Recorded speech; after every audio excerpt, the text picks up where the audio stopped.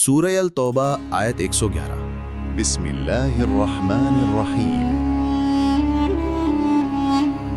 ان اللہ اشترى من المؤمنین انفسهم واموالهم بان لهم الجنۃ یقاتلون فی سبیل اللہ فیقتلون ویقتلون وعدا علیہ حقا فی التوراۃ والانجیل والقرآن ومن اوفى بعہدہ من اللہ فاستبشروا ببیعکم الذی بایعتم بہ وذالک هو الفوز العظیم۔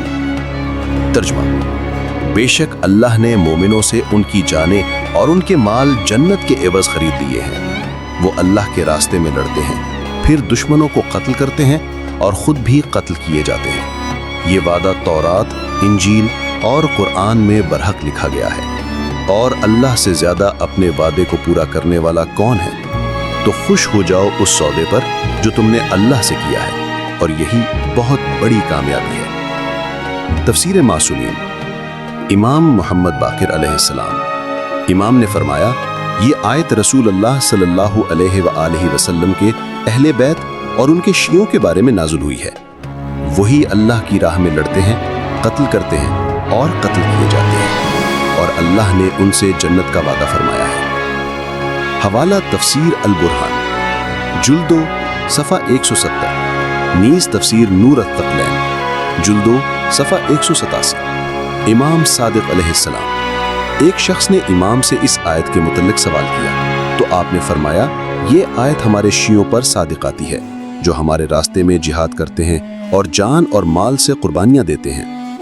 حوالہ بحار الانوار، جلد 9 صفحہ 121۔ امام علی علیہ السلام، نہج البلاغہ۔ آپ نے فرمایا، بے شک اللہ نے اہل ایمان سے ان کی جانیں اور مال خرید لیے ہیں اور ان کے بدلے جنت دی ہے۔ یہ آیت ہمارے راستے پر چلنے والوں کے لیے ہے۔ حوالہ نہج البلاغہ، خطبہ نمبر 56۔ اب آیت 112 کی طرف آتے ہیں۔ سورہ توبہ آیت 112۔ التائبون العابدون الحامدون السائحون الراکعون الساجدون الآمرون بالمعروف والناہون عن المنکر والحافظون لحدود اللہ وبشر المؤمنین۔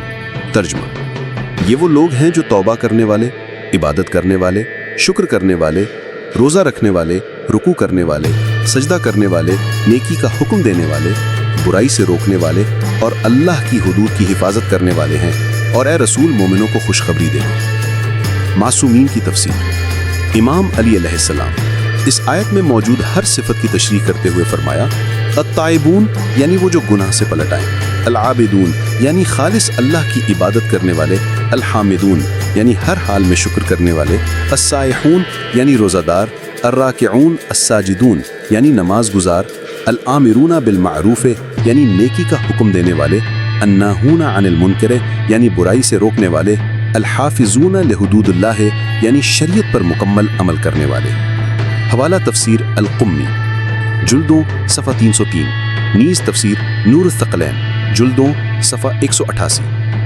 امام صادق علیہ السلام امام نے فرمایا، یہ تمام صفات اہل بیت علیہم السلام اور ان کے سچے شیعوں میں پائی جاتی ہیں۔ حوالہ تفسیر البرہان، جلد 2 صفحہ 171۔